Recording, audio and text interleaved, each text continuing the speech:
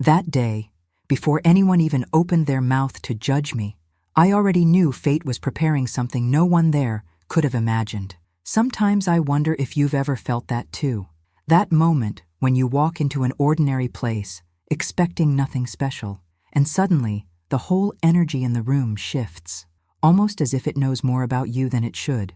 A quick judgment, dry and silent, but heavy like a door slammed in your face. Before I go on, I want you to write in the comments where you're listening from, city, state, country, because this story doesn't belong only to me. It echoes in the lives of thousands of women scattered across so many different places, women who carry on their skin and in their hearts the marks the world insists on ignoring. The truth is, I started that day already tired. Not the physical kind of tired that goes away with rest, but that deep exhaustion that grows out of the small injustices we store inside without even realizing. The kind of weariness that makes your chest heavy, that changes the way you walk, that slows down your soul. I just wanted to solve something simple, go in and out, do what needed to be done, and return to my routine in peace. But life rarely asks if we're ready. Sometimes it just opens the door and places us in front of mirrors that reveal what we try so hard to hide from ourselves. The moment I pushed open the door to that place, I felt the air shift. It wasn't the wind. It wasn't the temperature. It was the emotional climate. A barely noticeable scent of impatience. A soundless murmur saying more than any words ever could. Here she comes. They didn't need to say my name. They didn't need to know me. For many people, just looking at a mature woman is enough for them to decide she's slow, difficult, outdated, bitter. It's unbelievable how some people think age erases a story, as if every gray hair were a certificate of weakness, when the truth is the complete opposite. I felt the stares before I saw the faces, stares that don't welcome, they evaluate, they don't observe, they measure, they don't listen, they assume. It's always like this. You walk in, and they already think they know what you are. Not who you truly are, but what their limited minds can imagine in 2 seconds. And the worst part is that their judgment often has nothing to do with us. It reveals their own inability to understand maturity, experience, depth. They see exhaustion where there is strength. They see bitterness where there is a scar. They see weakness where there is a lifetime of history.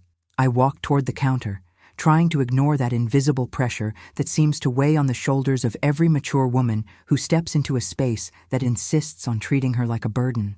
I moved at my own pace, not because I'm slow, but because I've learned to exist on my own rhythm without rushing to prove anything to anyone.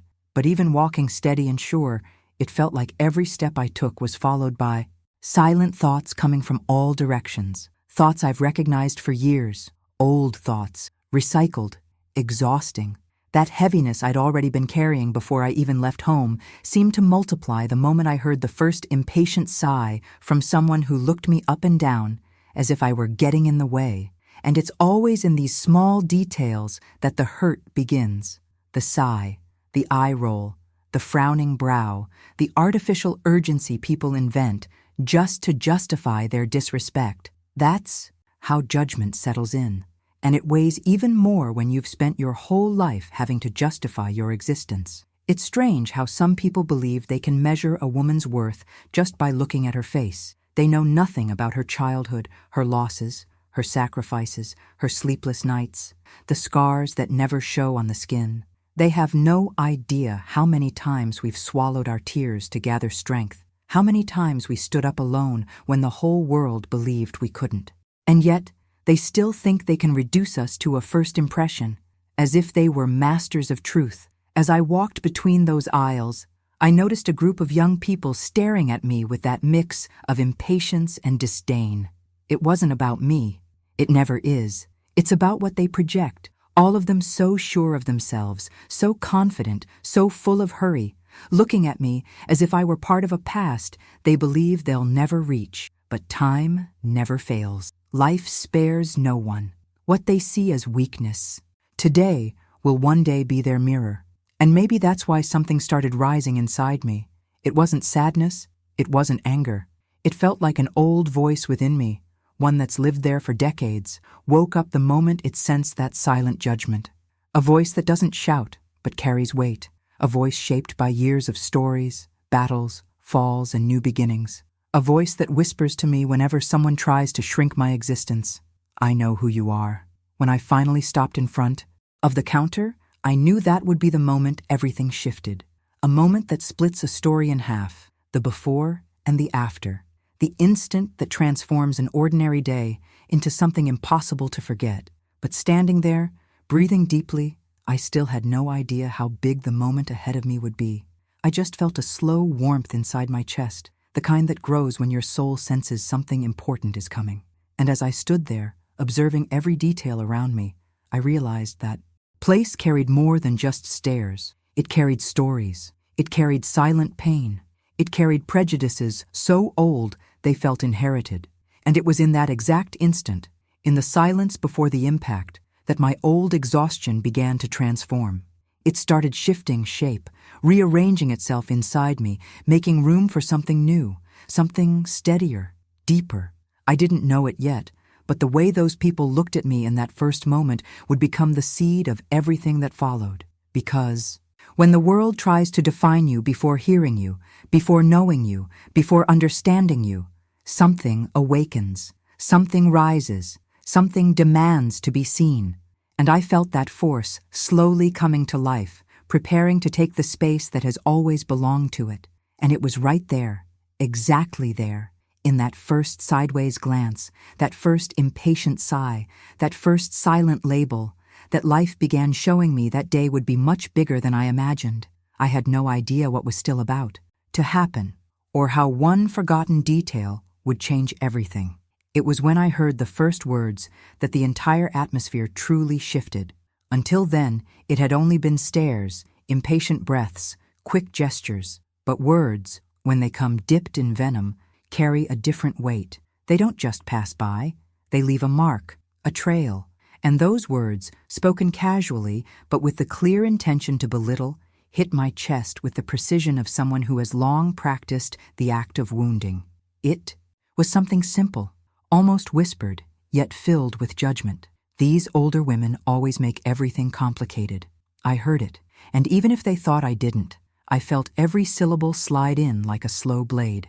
I stayed there, standing still, trying to ignore the atmosphere forming around me, but the subtle disdain began spreading like a strong odor. A comment from the back, someone mumbling that today's going to be a long day because they had to deal with a grumpy old lady. A short, muffled laugh, full of contempt, sharp enough to feel like a slap. And the worst part is that things like this never come alone. They come with the shift in the air, with the posture of people, with eyes that turn away not out of respect, but impatience. I felt that old sensation of invisibility trying once again to suffocate me. That feeling of being seen, not as a person, but as a problem, as a delay, as a burden. And right now, I want you to write in the comments the phrase, respect me, because that's what is missing in these small everyday scenes. Respect. Not the rehearsed kind born out of obligation, but genuine respect. Respect that recognizes humanity, history, soul. I held my posture, even while feeling an ache inside that only someone who has been labeled before can understand. Ageism, this silent poison the world spreads so easily, began revealing itself cruelly in small gestures. A very young guy looked at me and shook his head as if saying, "Here comes trouble," as if my simple presence were a request for patience he didn't want to offer. Another young woman stared at me, scrunching her face as if I'd walked in just to ruin her mood. And it's interesting how people choose who deserves patience and who deserves impatience, who deserves a smile and who deserves a sigh, who deserves consideration and who deserves contempt. I stayed silent, but not because I lacked words. Silence, for mature women, is never absence. Silence is choice. Silence is observation. Silence is strategy. Silence is strength contained. And in that moment, I chose to watch. I observed every gesture, every nuance, every look, as if watching a scene I'd already seen 100 times, an old movie whose lines I knew by heart. Because the truth is, I had lived that moment many times before. Maybe you have too. If you have, comment, "I felt that before." Little by little, I noticed some people speaking about me as if I weren't even there. as if I were nothing more than a shadow taking up space. She looks grumpy today. Older women always think they're right. She's bitter, look at her face. They built an entire story about me without knowing a single thing. It's frightening how easily people invent whole universes based on one single glance, and all of it rooted in prejudice, assumptions, lack of empathy. A clerk, when she saw me approaching, turned her face toward her coworker and made a quick gesture with her mouth, clearly saying, "Here comes the difficult one." I didn't need to hear it. I read it. We, seasoned women, learn to read even the silence. We learn to decipher what isn't spoken. We learn to sense prejudice long before it's thrown at us, because it always comes with a specific look, a specific posture, a specific energy. The place, just an ordinary place, started feeling heavy on my back like an old shadow. And that weight, no matter how much I try to ignore it, always reminds me of all the times I was treated like I'd reached the end of my path, when, in truth, I was still right in the middle of it. All the times they mistook my exhaustion for bad temper. All the times they mistook my pause for slowness.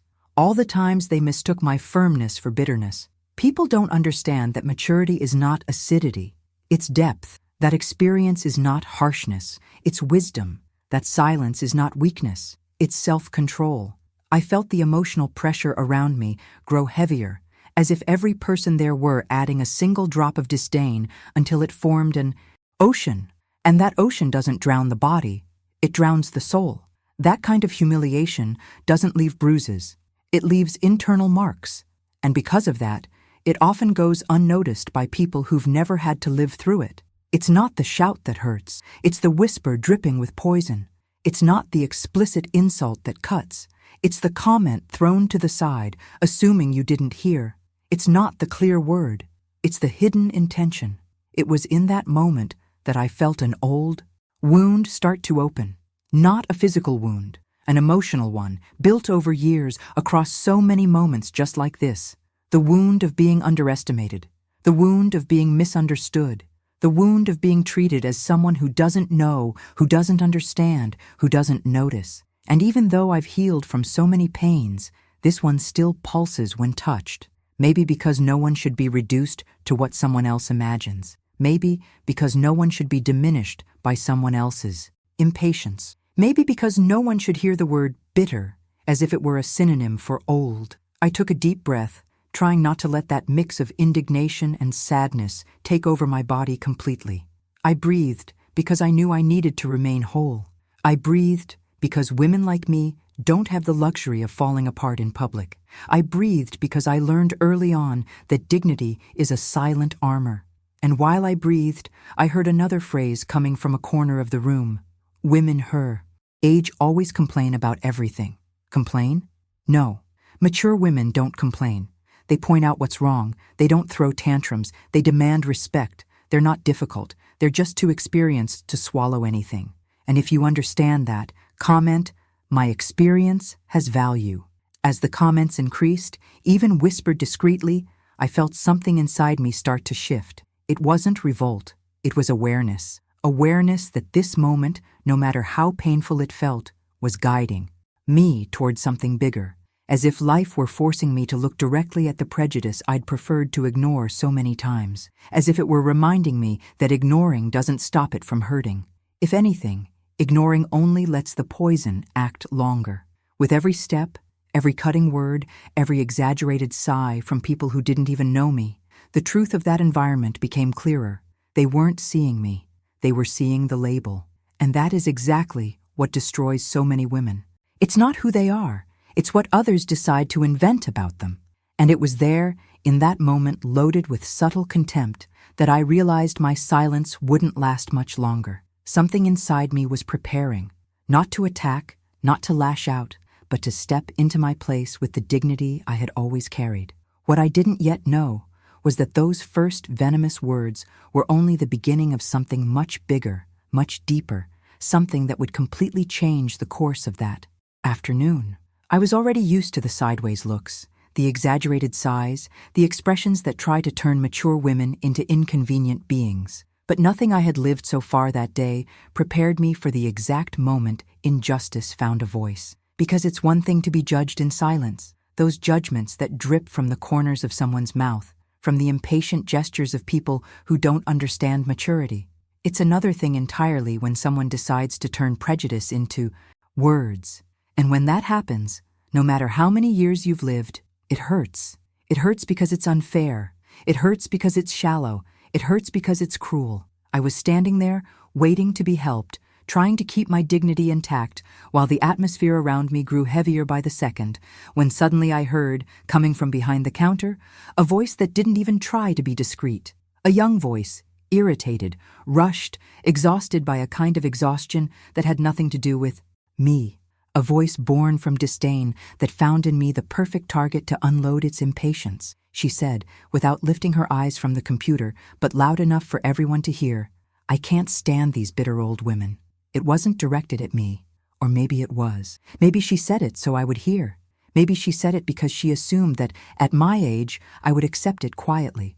Maybe she said it because she believed mature women are always the dumping ground for other people's frustrations. What matters is that I heard it. I heard every syllable slice through the air. I heard every layer of disrespect wrapped in that short sentence. And I felt, inside me, a door I thought was sealed long ago being forced open. The word old already carries a heavy weight when it's used with contempt. But when it comes paired with bitter, the intention completely shifts. It's no longer about age. It's about character, about worth, about turning maturity into a flaw, turning experience into poison, turning a life story into a label. And in that moment, I felt my spirit take a step back, as if it had been struck in a place I thought was protected, as if that sentence had found a scar I believed was already closed. The silence that followed was worse than the words themselves, worse because no one reacted, because no one felt outraged, because no one said anything. The silence was complicit, permissive. It was as if everyone there agreed that women my age naturally carried that label.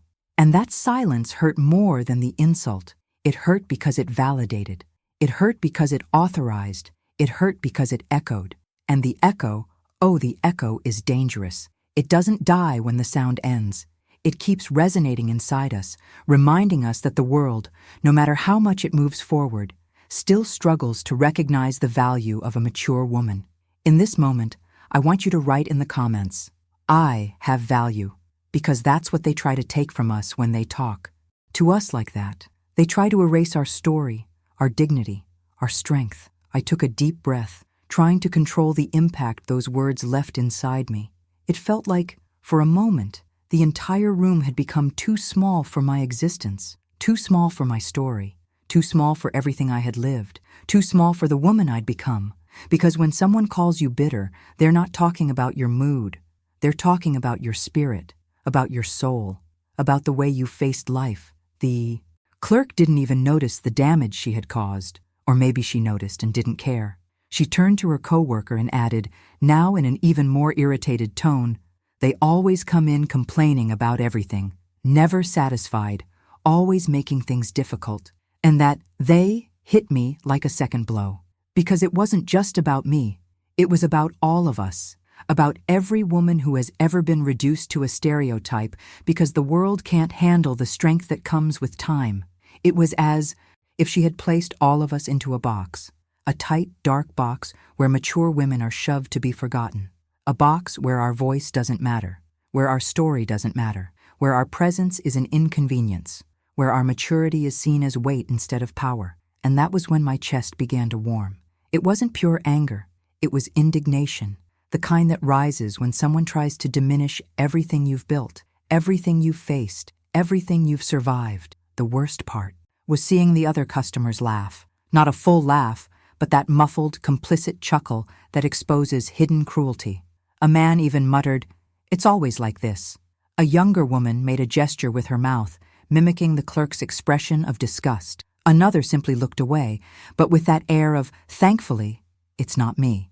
And that was when I realized that injustice doesn't need applause to spread.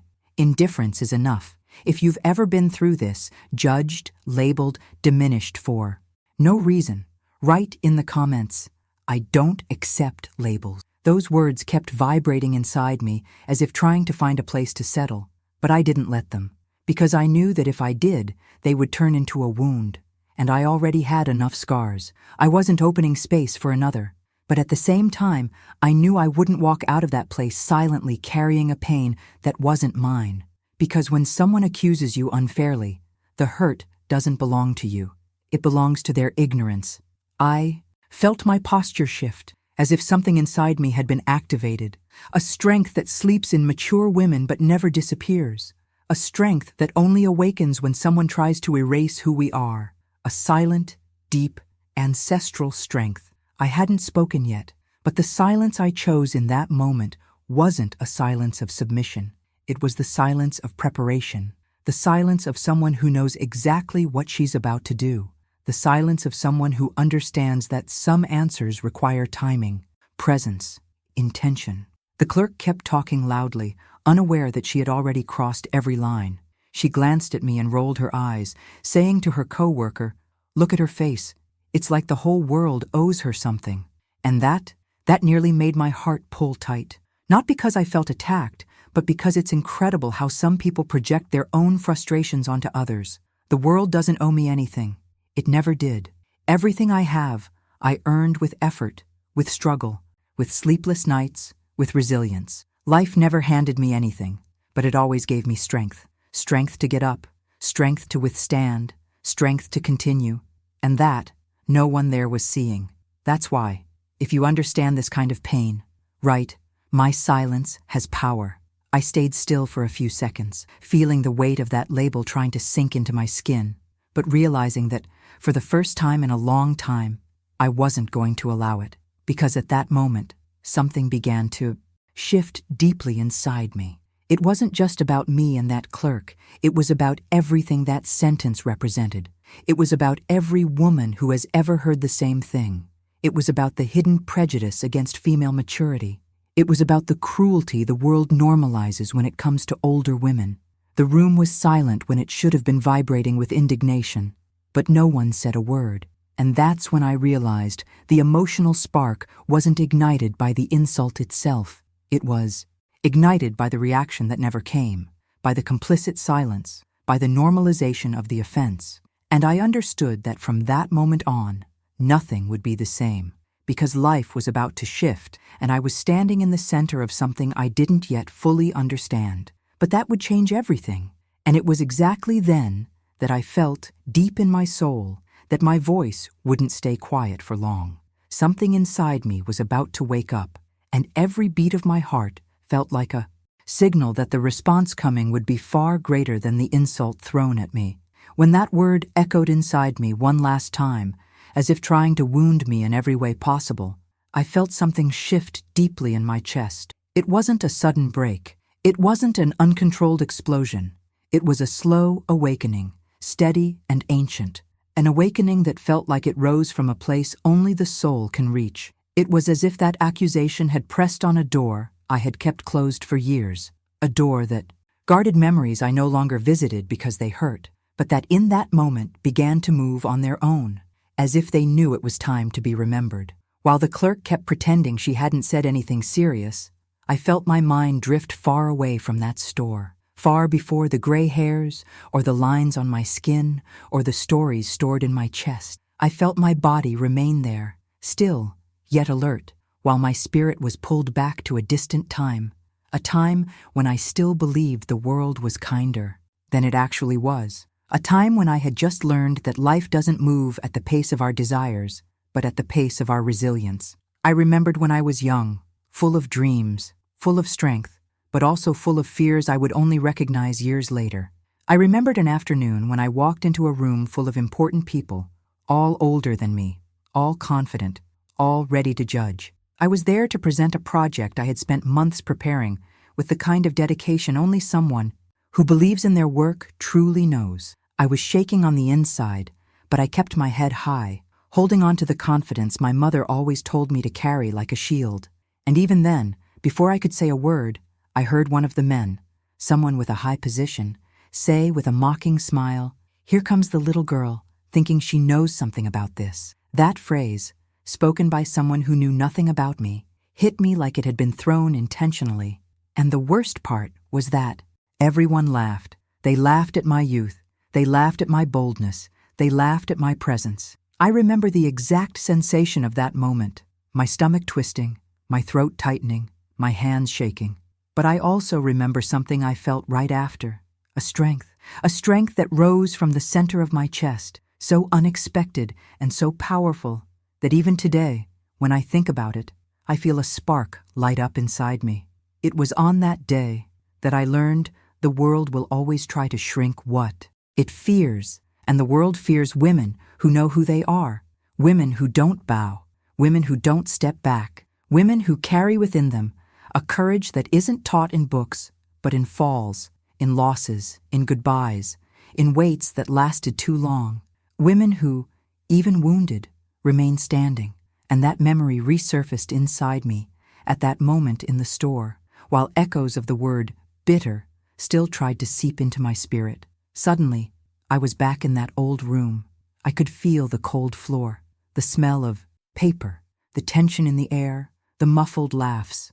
But above all, I could feel the flame that was born that day, the flame that held me together through so many hard moments in life, the flame that reminded me once again that no one has the right to reduce me to a label. If you've ever had a moment like that, a memory that rose up and returned your strength, comment, "My story lifts me." I also remembered another moment, years later, when I was already a mother, more seasoned, more weathered. I was juggling work, home, children, and a silent pain I carried then, a pain no one saw because mothers learn to swallow so much of what they feel so they won't worry the people who depend on them. I walked into an office to solve something simple, exhausted, sleep-deprived, my mind overloaded, and my heart tight with fear. And the moment the employee saw me, he said out loud, "Here comes another woman trying to ruin my day." That phrase, so cruel and so unnecessary, stayed stuck in me for years. And I realized it resurfaced now because life has a strange way of reminding us that the fight begins long before we notice. The fight for dignity, the fight for voice, the fight for respect, the fight to be seen as a person, not a burden, not an inconvenience, not a problem. It was at that point in the memory that I felt something align inside me, as if old, loose threads scattered across years were finally finding their place. It was as if life were showing me that I hadn't been called bitter only on that day in the store. I had been called dramatic, difficult, too sensitive, too stubborn, too bold, too intense, too persistent. The truth is, for those who can't handle the strength of a woman, anything becomes too much. I took a deep breath, still standing at that cold counter, feeling the weight of my memories rearranging themselves inside me like pieces of a puzzle I didn't realize I was still assembling. And I saw with a clarity that almost hurt that bitterness was never what lived inside me. Never. What lived in me was survival, resilience, the strength of someone who walked for years carrying the world on her back and still found space to carry dreams. If you understand that difference, write in the comments, "I am resilience, not bitterness." My memory then took me to the most defining moment of all, an episode I rarely spoke about because it was so deep, so painful, so revealing that for a long time I didn't know how to put it into words. But standing there, facing that clerk who was trying to reduce me to a cheap stereotype, that memory came back with full force, as if reminding me of how much I had endured and how much I had already overcome. I saw myself sitting beside my mother's bed, years before she passed, the house silent, the clock marking the hours too slowly, and me holding her hand as if the whole world fit inside that gesture. I was tired, exhausted, emotionally fractured, and yet, in that moment, my mother looked at me with those eyes that always saw more than what I showed the world and said, with a firmness that seemed impossible for such a fragile body, "Daughter, never let anyone mistake your strength for bitterness." I never forgot those words, never. They became a kind of silent mantra I carried with me, even without realizing it. And when that clerk called me a bitter old woman, it was as if my mother had placed her hands on my face and whispered, "Don't let them." And I felt a tear threaten to rise, not out of sadness, but out of memory, out of love, out of legacy. And it's incredible how the memory of the right person at the right moment can transform everything around you.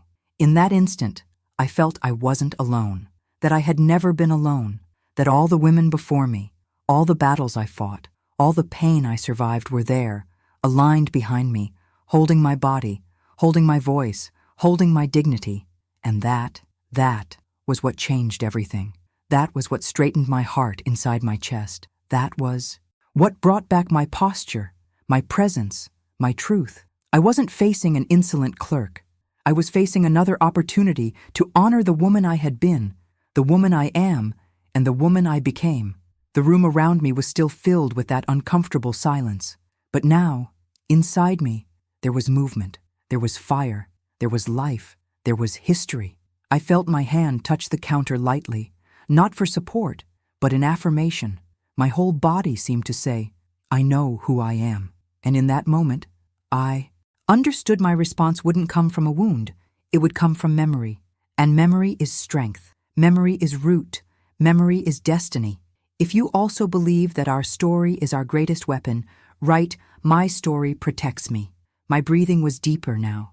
The air flowed in and out as if clearing away the residue of what they had tried to place on me. And as I prepared for what was coming, because I knew it was coming, I felt that something far greater than me was being built that day. Something that didn't start in that store and wouldn't end there. It was as if life were guiding me step by step, reminding me that every pain has a purpose, every humiliation has a response, and every story has a specific moment of revelation. And I knew, deep in my soul, that this moment was approaching, the slow arrival of the turning point that would change not just that situation, but everything that came after. I felt it as if it were part of the air itself, and I was ready, because bitterness wasn't what moved me. Memory was, strength was, dignity was. And so, carried by every version of myself that came before, I lifted my eyes and prepared for the next step, the step no one in that store imagined I would take. I kept my gaze steady on the clerk's face, feeling within me the living presence of every memory that had awakened seconds earlier.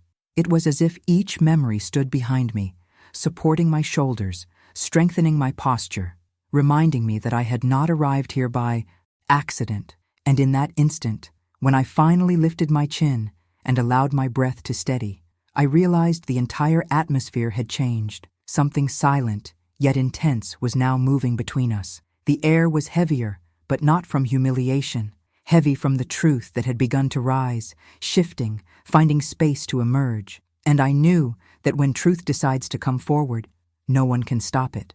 I didn't need to raise my voice. I never have. The women in my family taught me early on that strength isn't in the volume of your words, but in the firmness of your soul. And there, standing at that counter with the weight of everyone's stare pressing against me, I felt that inner firmness rearrange itself in my chest like an ancient shield, polished, steady, ready for use. That was when I opened my mouth, not with harshness, but with that calm precision only someone who has lived a lot learns to cultivate. A calm that isn't weakness, it's mastery.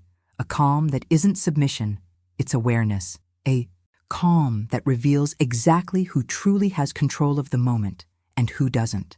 I spoke only a few words at first, measured words, words carrying decades of stories, decades of falls, decades of rising again, and it was fascinating to watch the effect they had. The clerk's eyes widened slightly, as if she didn't know where to place her hands or how to hold up her own body. It was as though she finally realized the woman standing before her wasn't the caricature she'd invented. Not fragile, not confused, not lost. Someone who knew her own worth. Someone who had walked too many long roads to be knocked down by a cheap label. People around us began inching closer with that quiet slowness of someone who doesn't want to seem intrusive, but can't help being drawn in. It was as if an invisible force pulled them toward the moment, as if they sensed something important was about to happen, something far bigger than a poorly executed customer service interaction. And in a way, it was. I could feel that my response carried more than indignation. It carried representation. It carried the voice of many. It carried the presence of every mature woman who had ever been silenced, overlooked, or underestimated. So if anyone watching has lived something similar, comment, I am not what they say. The clerk tried to justify herself, but her voice came out thin, shaky, almost inaudible. She still attempted to keep that arrogant posture, but it was clear her mask was crumbling.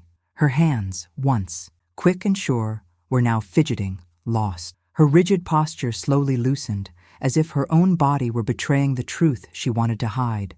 She had no idea how to handle the strength of a woman who refused to bow. And it's in moments like these that life reveals who we really are. Not in comfort, but in silent confrontation. In that instant when the other person realizes the power they assumed they held was never really in their hands. I kept speaking slowly, without hurry, without raising my tone. It was my story manifesting itself, my dignity claiming space. I told her that words carry weight, that labels harm, that small actions can wound in ways she wasn't mature enough to understand. And as I spoke, I noticed my eyes didn't tremble, my voice didn't shake, my posture didn't falter. Not because I was flawless, no, but because I had lived, because every emotional scar had turned into a pillar, a steady floor beneath my feet, a root that kept me whole. The store seemed frozen in time. The sounds softened, conversations stopped, even footsteps were quieter. The silence around us had become a witness, a sacred space where truth could expand without interruption. And it's strange how life creates the exact setting you need in moments like these. Nothing existed except me, that clerk, the people watching, and the silent strength standing at my side. The woman who had been watching everything from the beginning took another step forward, and it completely shifted the energy in the room. Not because she spoke, but because her presence confirmed everything I was saying. She felt like a living reflection of what that moment represented. She looked at me with a calm seriousness, the kind that recognizes the depth of something and knows it's not happening for just one person. It's happening for all of us. Her eyes said, "Speak, continue. She needs to hear this." And I felt that force, that silent sisterhood, like an invisible embrace stretching across the whole room. If you know that kind of silent support, comment, "I support women." The clerk finally began to understand that this wasn't just a scolding. It wasn't a typical complaint. It was a course correction, a mirror, an invitation to grow. And that realization changed her expression. Gone was the arrogance, the impatience, the disdain. In came discomfort, awareness, the first timid signs of regret. It was like watching someone wake up to a part of life they had never been forced to see. And that awakening, even when painful, is always necessary. I told her I would not accept being called a bitter old woman, because bitterness is not what defines a woman who has faced the world with her head held high. I told her that before judging someone by their appearance, their age, their posture, she had to understand the story that person carries. And in that moment, something surprising happened. The faces around us began to change too. People who had been watching out of curiosity were now watching out of respect. People who had been distracted were now connected. It was as if my truth had passed through the clerk and reached every person there. The older gentleman from the tools section stepped a bit closer, straightened his posture, and crossed his arms in a way that clearly signaled support. A younger woman browsing perfumes placed her hand on her chest and took a deep breath, an unmistakable sign of resonance. The silent witness stood even closer now, steady, present, alert.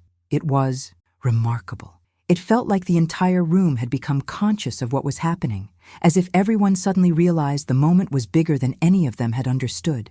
I didn't stop. My words kept flowing, steady, sure, rising from a place untouched by disrespect. I explained that mature women are often labeled as difficult, demanding, bitter, when in truth, they carry a lifetime on their backs. They carry grief, they carry victories, they carry battles fought alone.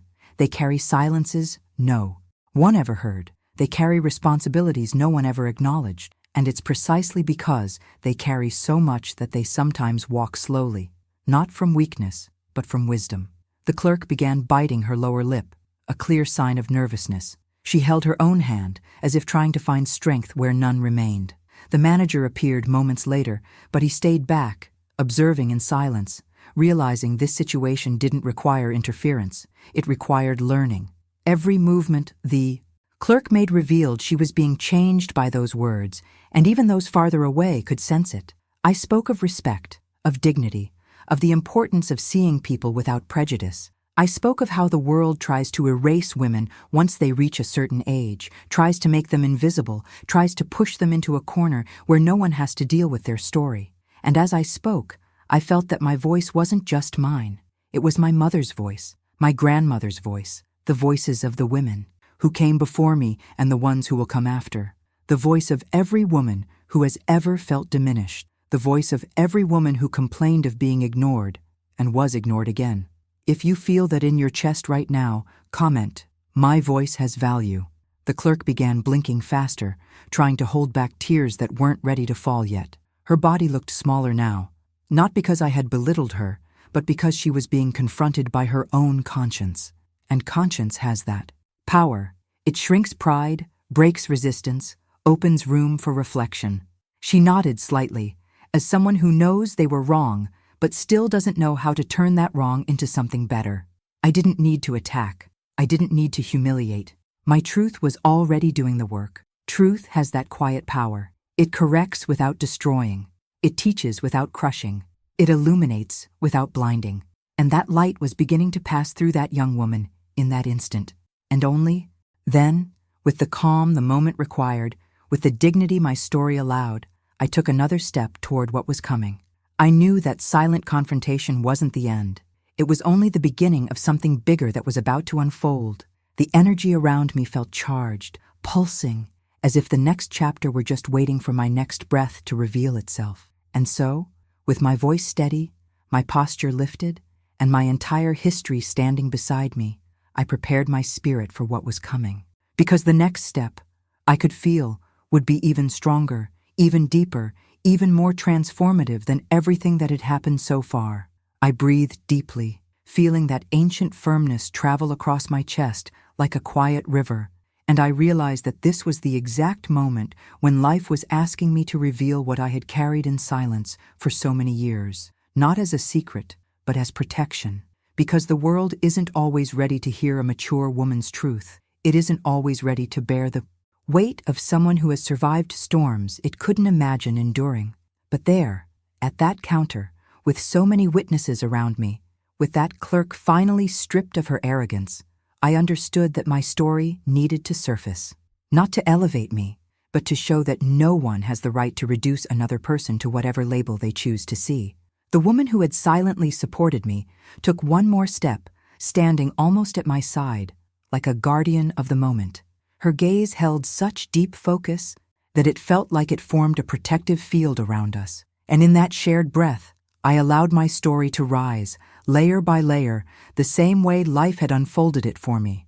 Without rush, without embellishment, only truth. If you believe every woman carries a universe inside her, comment, "My story has power." I looked at the clerk and began speaking, not about what she had done, but about who I was, something she never even considered asking. I told her that long before any gray strand appeared in my hair, long before time touched my face, long before the world decided to see me as old, I had already faced battles that shaped not only my posture, but my entire soul. I told her I didn't learn to be firm overnight. Firmness entered my life in the moments when life tried to break me, and I chose to remain standing. I explained that I had been a teacher for almost 4 decades, not just any teacher, but one who deeply believed that every student carried inside them a seed of the future. I spoke of the days I walked into crowded classrooms filled with children and teenagers who carried fears, dreams, anger, and potential. I listened to them when no one else wanted to listen. I encouraged them when the world tried to tear them down.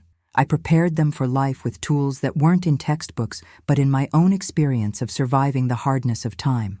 I watched boys grow into responsible men, watched girls become brilliant professionals, watched lives blossom because, at some moment, I had been the steady hand they needed. The clerk blinked several times, as if trying to absorb something she had never imagined, and the people around us seemed to lean forward, as if my story had pulled each of them inside it. So I continued, telling her that beyond being a teacher, I had also been a coordinator for many years. I led teams, resolved conflicts, guided entire families through moments of crisis. I told her about the nights I stayed up comforting desperate parents, the emergency, meetings I had to improvise, the situations I managed that required more emotional courage than many people would ever have in their lifetime.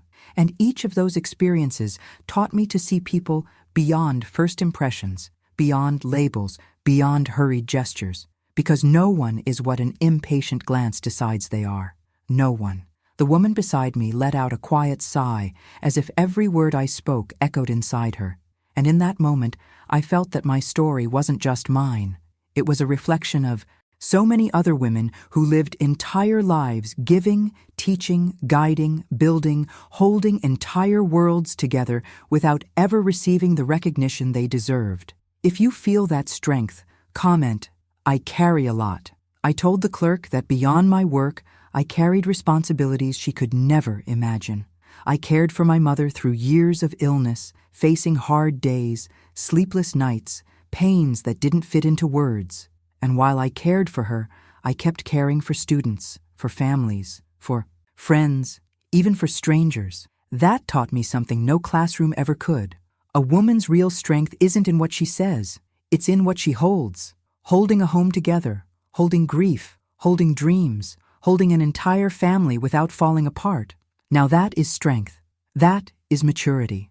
That is the mark of women this world insists on underestimating. The clerk lowered her head even more, her shoulders sinking a few inches, as if reality were pulling her down for the first time. The manager watched silently, afraid to interfere. The entire store seemed to absorb every piece of that revelation, like someone hearing an ancient truth that needed to be spoken long ago. I went on and told her that I became a widow young, and that forced me to learn things no one expects to learn so early. I explained that I had to rebuild my life while still holding together the lives of so many who depended on me. I faced a world that had no pity, that offered no shortcuts, that demanded strength even when all I wanted was a single breath. And it was in those moments that I discovered that maturity doesn't arrive with age. It arrives with the pain you overcome, with the choices you make between collapsing or moving forward. The silent witness lifted her face, as if that part of my story touched her in a special way. It was obvious something in that revelation connected to her own journey. She pressed her lips together softly, emotional yet steady, and I felt her strength cross the space. Between us, like an invisible thread, tying together different stories with the same essence, survival. I told them that for many years, I also took part in community projects, helping vulnerable youth find healthier paths, helping women who suffered violence find support, helping elderly people living alone find company and dignity. I explained that I transformed spaces, that I became a bridge between people and possibility, that my work never ended when I left the classroom. It stretched into the streets, into the community, into the homes of those who needed me. The clerk shifted, uncomfortable, but not with the same resistance as before. It was as if she were being forced to dismantle, piece by piece, the mistaken image she had built of me. I told her I had always been known as someone who doesn't lower her head, not because I am harsh, but because I know what I carry. I know what I've faced. I know who shaped me. I know what I've done for so many people. And that's why it hurts when someone tries to reduce an entire life to a shallow adjective. A woman who has lived so much deserves to be seen through truth, not prejudice. In that moment, several people around us nodded, subtle but powerful. It was as if my story had given them permission to recognize their own. A young woman to my left brushed her hand across her face, emotional. An older man in the back slightly lowered his head, a classic gesture of respect. The energy in the store was completely transformed, and all of that happened not because I yelled, but because I told, because I revealed, because I allowed my story to fill the space it had always been denied. Then I added something deeper still, something that seemed to rise from the roots of my soul. I said that I survived years in which I had to be mother, father, teacher, counselor, caregiver, provider, and still maintain enough dignity that no one ever suspected the chaos hiding behind my smile. And that kind of strength doesn't fade with time. It only grows stronger. If you feel your life has also taught you to become stronger than people expected, write, "My story matters." The clerk slowly lifted her eyes, and now they glistened, not with sadness, but with recognition. It was as if she were seeing, for the first time, Not just a woman standing in front of her, but an entire history, a legacy, a journey no prejudice could erase. She opened her mouth as if to speak, then closed it again, sensing it wasn't time yet. Sometimes silence is the only possible response when the truth is too big to ignore. The silent witness took a deep breath and moved closer, now just one step away. Her presence announced that the revelation had reached the right heart. It was as if she were telling me without words, "Keep going. Your story is waking things up in here." And I knew there was more. My whole life seemed to be rearranging itself inside me, asking for room, asking for voice, asking for the right to be told. The space around us was charged with almost reverent attention. People were ready to listen, and I was ready to speak. Because in that moment, my story wasn't just memory, it was living force, pulsing, moving through every person in that room. And it was right then, when my journey finally began to take up the space it had always deserved, that I felt something bigger approaching. Something that tied everything I had lived to everything that was still about to unfold. The revelation wasn't the end. It was the doorway that had just opened to the next chapter, deeper, firmer, more emotional than anyone there could have imagined. When I finished revealing my journey, the silence that filled the space wasn't the absence of sound. It was a full silence, a dense silence, heavy with understanding. It was as if every wall, every shelf, every inch of that store had absorbed the truth that had finally been spoken in front of everyone. A silence that didn't wound, it taught. A silence that made people lower their gaze not out of shame for me, but out of shame for themselves, for realizing how quick, how shallow, how cruel they had been in labeling me. A silence that showed the phrase, "bitter old woman," had never come from my soul. It came from the ignorance of those who insist on seeing mature women through limited lenses. And if you understand this kind of silent turning point, comment, "I am respect." The clerk, once so full of herself, now looked smaller, almost shrunken, as if she were standing before a mirror reflecting everything she tried to hide. Her eyes trembled with something deeper than regret, something like the shock of realizing that behind the image she had created of me was a woman with a story, with purpose, with legacy. She didn't know where to look. Her fingers twisted nervously. Her mouth opened and closed without producing words, as if language had abandoned her. And maybe it had. Because when truth arrives with this kind of force, even the instinct to defend yourself recognizes that defense, no longer belongs there. Some customers looked away, as if trying to hide inside themselves. Others stared at the floor, moved in ways they might never fully articulate. It was as if each one of them were reflecting on the times they had judged someone by appearance, by attitude, by age, by posture. As if that moment had opened a door inside their minds, exposing how many flaws they carried that they rarely acknowledged. It was clear, the entire environment had been transformed, and that transformation came not from the strength of my words, but from the strength of my truth. The truth I had carried alone for so many years. The woman who had stood with me from the beginning crossed her arms again, in a gesture that seemed to say, "Now they see." Her eyes shone with a kind of pride only a woman who has also faced deep injustice can feel. It was as if she, like me, knew that moment wasn't just about me. It was about all of us, about all the times we had been reduced, simplified, distorted by people who never cared to ask who we truly were. Her presence radiated a force that fell over me like an invisible embrace. And that kind of connection is rare, so rare that when it happens, it marks you. If you've ever felt that, comment, "I recognize women." The clerk finally lifted her face, and the arrogance from earlier was gone. In its place was something entirely different, vulnerability. She looked like someone standing before something she didn't fully understand, yet instinctively knew she needed to respect. Her shoulders, once raised like shields, now slumped slightly, as if she were finally allowing the weight of her actions to fall away. And I knew that change didn't come from fear. It came from impact, from awareness, from seeing with her own eyes that the label she put on me had nothing to do with me, and everything to do with the emptiness inside her, with her impatience, with the lack of maturity life hadn't yet had time to shape.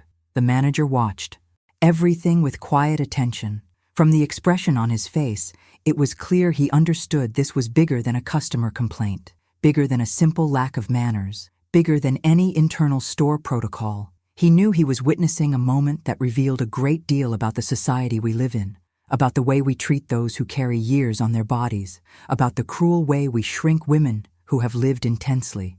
He didn't dare interrupt. Even the air around us seemed to demand silence, so the full impact of that moment could unfold without interference. And in that moment, I realized something inside me was shifting too.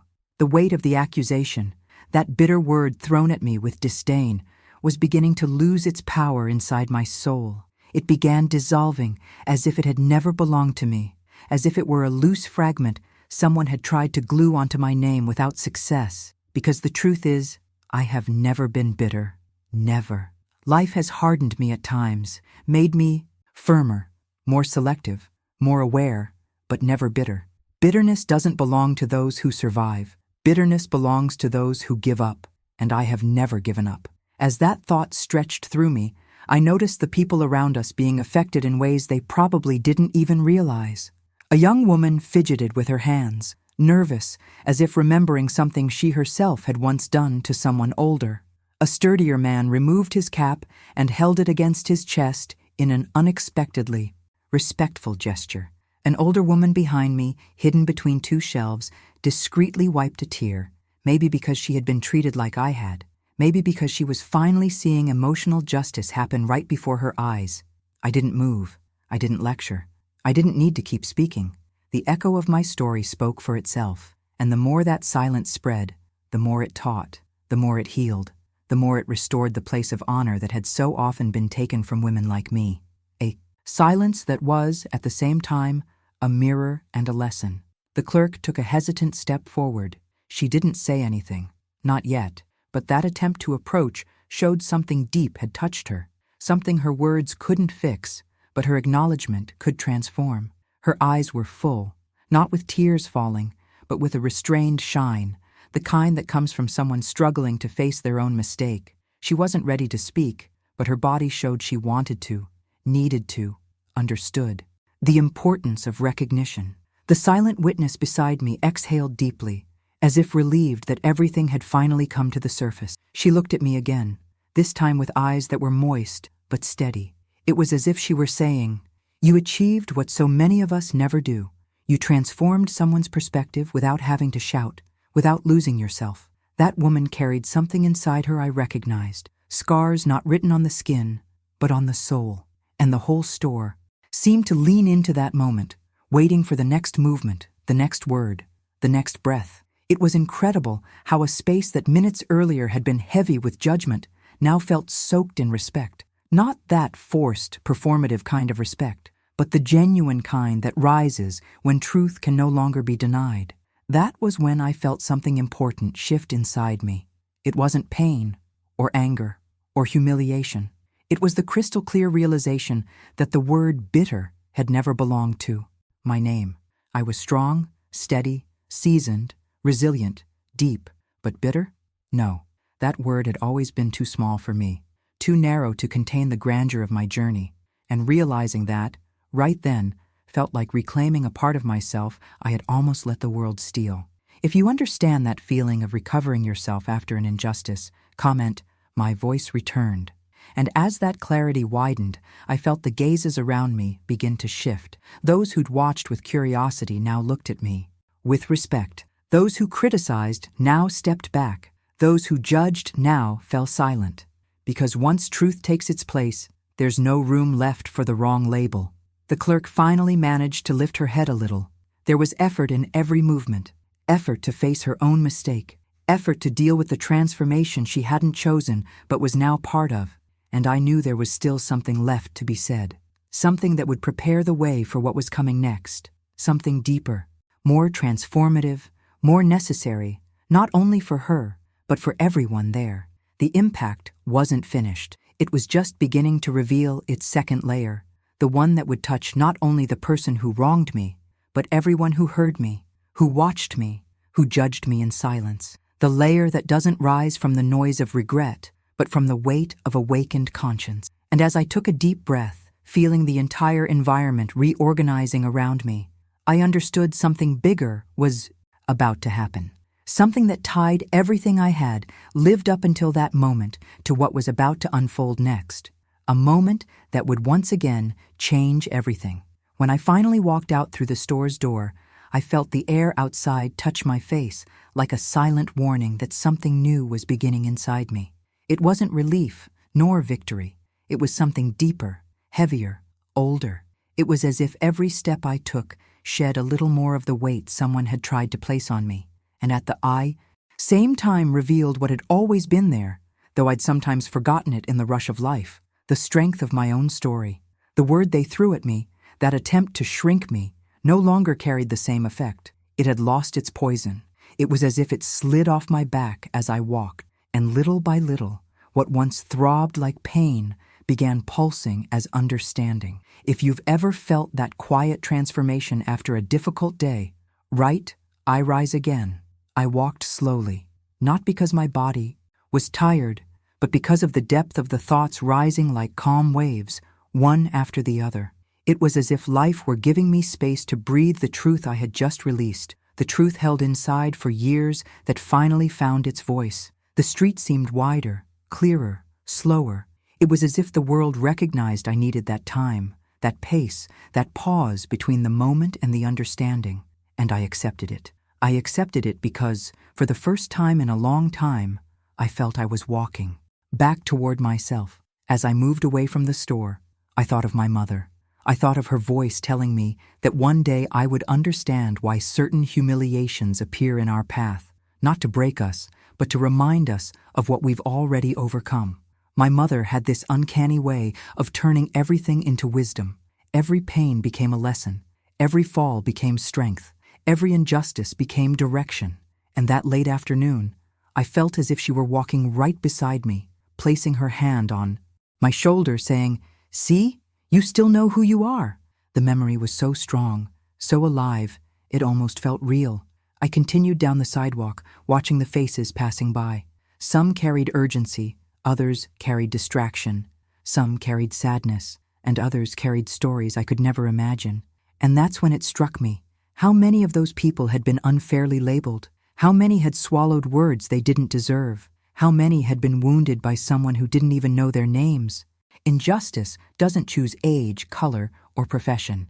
It just appears, but the response reveals who we are. And that day, I responded with my truth, not with the wound of the moment. When I reached the bus stop, I sat on the metal bench, still warm from the sun. I closed my eyes for a few seconds, letting the light wind brush my face. The calm I felt wasn't the calm of forgetting. It was the calm of understanding. And the difference is huge. Forgetting is sweeping dust under the rug. Understanding is looking at what happened and pulling out what truly matters. And right there, I realized that episode had opened a door inside me I didn't know still needed opening. A door of recognition, a door of identity, a door of healing. When the bus arrived, I climbed the steps, feeling like I carried something new in my chest. I sat by the window, like I always do, and watched the city move. Houses passed slowly, trees swayed, and the sun dipped behind the buildings as if saying a careful goodbye to the day. And in that slow motion, my mind began replaying everything that had happened. Not like a wound reopening, but like a story being reorganized. I thought about the exact moment I was called a bitter old woman. That expression cut through the air like a stone thrown at me. But now, from a distance, I realized it hadn't hit my heart. It had hit a closed door, and in striking it, it ended up releasing something inside me, releasing memories, strengths, stories that had been asleep. It was strange to realize that the same word that hurt me also opened paths. The bus continued on, and I found myself remembering things I hadn't recalled in years. I thought of the women in my family, strong, steady, whole women, each in her own way. I thought of my grandmother with her strict manner and quiet wisdom. I thought of my aunt who faced the world with courage and never let anyone dim her strength. I thought of the stories I heard as a child, stories of resilience, survival, deep love, and losses that shaped who we are. And I realized I was carrying all of them with me that day, that I had never been alone, even when I thought I was. If you understand that strength that comes from your lineage, write, I carry my roots. As those memories blended with the scenery passing outside the window, I felt a strange lightness form inside my chest, a lightness not from forgetting, but from acceptance. I knew that humiliation hadn't been deserved, but now I understood that it had been useful, because sometimes life uses pain to clear our vision, to wipe the dust from our eyes, to remind us of the value the world tries to steal. Today's pain can be tomorrow's open window, and on that bus, I felt that window open. When I got off near my house, I noticed my steps were steadier. The sun had already tucked itself behind the houses, leaving the sky painted in a soft orange that seemed to embrace everything. It felt like the afternoon was telling me that, even hard, days hold beauty, that even the end of a day can carry healing. I walked slowly, watching the lights turn on one by one like tiny stars on the ground. And inside me, another light was turning on too, the light of awareness. I walked into my home and closed the door behind me. The familiar silence wrapped around me like a warm blanket. I took off my shoes and left them by the door. I walked to the living room and sat in my favorite armchair, the one that has watched me cry, laugh, think, pray, and piece myself back together. I rested my hands in my lap and just stayed there, breathing myself in, breathing my story, breathing the truth I had finally recognized. I was not the label they tried to put on me. I never was. And there, in that silence, I felt another presence, not physical, but emotional. It was my mother, my grandmother, my ancestors. It was as if their blood, flowing through mine, were pulsing stronger, as if they were saying, you did the right thing. You honored what we taught you. And that, in a way I didn't expect, began to heal something inside me that I didn't even know was still wounded. I looked out the window and saw the sky growing darker. The darkness didn't scare me. It seemed to hold the depth of what I was feeling. It was the kind of darkness that doesn't hide. It reveals. And within it, I felt my truth settling in, as if it had finally found its rightful place. The humiliation had turned into wisdom. The pain had become a path. The shame they tried to put on me had dissolved into dignity. I picked up a blanket and placed it over my legs, not because I was cold, but because that comfort felt like part of the process. With each breath, I felt the tension of the day unravel. With each thought, I realized I was lighter, clearer, more whole. What I had lived through hadn't broken me. On the contrary, it had reorganized me. It had reminded me of something essential, that no one has the right to reduce me to what they imagine about me, that no one has the power to erase what I carry, that no one can define who I am, because my story is bigger than any careless word thrown in my direction. The reflection from that afternoon stretched inside me like a calm river. There was no rush, no confusion, only understanding, and that understanding felt like preparation for something bigger, something I still couldn't see, but knew was close, because every time life wakes us up, it always brings a next step with it, and I felt, deep in my soul, that this next step was coming, like a gentle, inevitable call. I took a deep breath again, letting my body fully relax, and I realized, with an almost luminous clarity, that the healing happening inside me wasn't just about what I lived through that day. It was about everything I had lived up to this point. It was about every fight, every fall, every rebirth. It was about recognizing that my age doesn't make me fragile. It makes me deep. That my scars don't diminish me. They crown me. That my pain doesn't define me. It shapes me.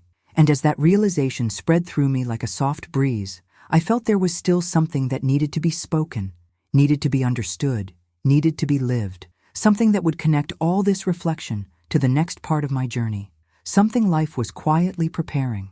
And it was exactly in that moment, when the world outside was beginning to fall asleep and my soul was beginning to wake up, that I realized the day wasn't over inside me yet. There was still an echo, a memory, a calling that would lead me to what would come next. And I knew that calling carried something deep, something decisive, something that would once again change everything. Night fell slowly, as if the sky itself were reflecting everything that had happened that day. And I, sitting in my armchair, noticed every detail of my breathing gaining a new meaning. It felt like the quiet inside me had finally found the right place to rest. There was no longer the shadow, of that unfair label, no longer the rough edge of those words that tried to strike me. What existed now was a mature clarity, a certainty that only women with history can carry effortlessly. The certainty that it is never someone else who defines who we are. We are the ones who define the weight and direction of our own path. And in that deeply intimate moment, I felt life teach me one of the most valuable truths I have ever learned. Never judge the silence of a woman who has lived. The world has this strange habit of confusing silence with weakness, of looking at a woman who has walked through decades, losses, pain, and rebirths, and imagining that what she carries inside is bitterness. Many don't understand that the silence of a mature woman is often sacred ground. It's where she keeps her memories, her lessons, her battles won. It's where the strength lives that she doesn't show off, but that holds everything around her in place. And as I looked at this version of myself, more whole than I had realized, I understood how shallow the world still is when it comes to depth. The person who called me a bitter old woman wasn't talking about me. They were talking about their own limits. Because you have to know how to see in order to recognize greatness. You have to have walked far to understand the value of someone else who has walked far too. You have to have an awakened soul to perceive what stands behind the quiet posture of a woman who has lived long enough not to waste her energy explaining who she is. Shallow people try to label, deep people recognize, and that recognition has nothing to do with compliments or flattery. It has to do with perception, emotional maturity, and the ability to see not just with the eyes, but with the spirit. I stayed there for a long few minutes, feeling that truth settle inside me like a precious object being placed in a velvet box. It was strange to realize that something so small, so everyday, had led me to an understanding so vast. But life is like that. It chooses unexpected moments to reveal what really matters. And that day, it showed me that every woman carries an entire universe inside her that the world rarely tries to understand. And when someone tries to shrink that universe into a single word, it's because they could never handle the true size of it. As I watched the streetlights flicker through the window, my mind wandered to all the women I've met in my life. Women who, like me, were labeled because they didn't smile when people expected them to. Women who were judged for speaking little, for seeming serious, for carrying on their faces marks that aren't sadness, they're history. How many of them had been called hard, cold, distant, complicated, difficult? How many had been seen as bitter simply because they learned to protect themselves, learned to stay quiet so as not to waste energy, learned to observe more than they spoke? And within that thought, I felt a deep reverence rise inside me. A reverence for all the women who carry their own lives with dignity, even when the world tries to rip that dignity from their hands. A reverence for the women who learned how to turn pain into wisdom. A reverence for the women who don't explain themselves, don't justify themselves, don't bow. Women who don't have to prove anything, because who they are speaks louder than any word thrown against them.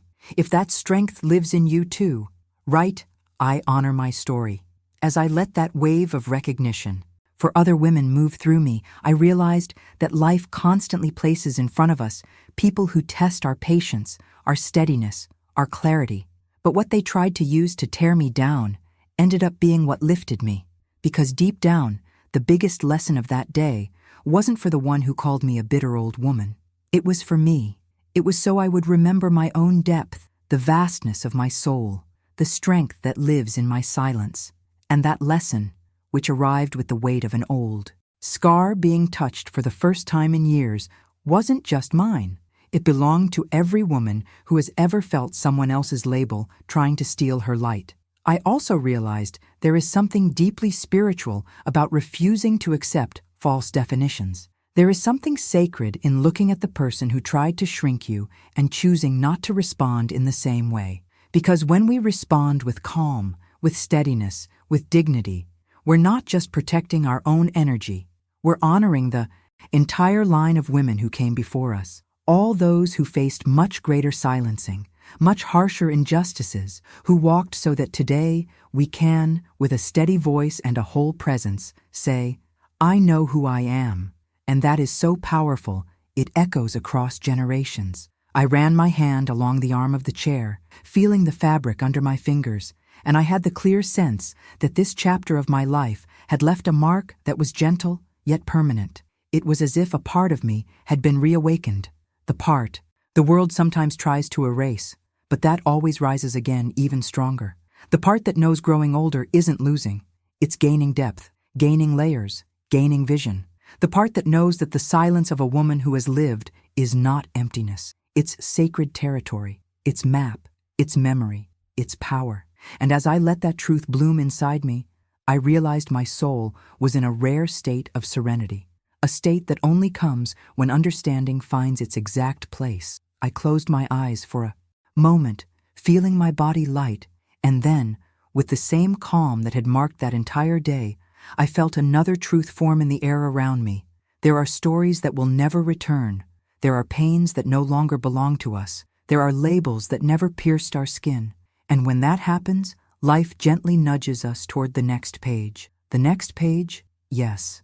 Because what I learned that day doesn't end there. It doesn't run out. It unfolds. It stays alive. It keeps pulsing inside me as I move forward. Because every lesson life gives us has the ability to open another door, reveal another path, awaken another layer of awareness. And I feel, with every ounce of strength in my soul, that there is still so much to discover, so much to share, so much to live. And that's why, before you go, I want to tell you something very simple, yet very true. There is another video waiting for you right now, on your screen. It doesn't continue this story, but it's born from the same strength, the same depth, the same soul that guided every word I shared here. If this moment touched you, the next one will touch you too, differently, but just as deeply. Go to it. Allow yourself to enter that next reflection. I'll be there, waiting for you on the other side of the screen, with another truth, another journey, and another light that just might be exactly what your heart needs today.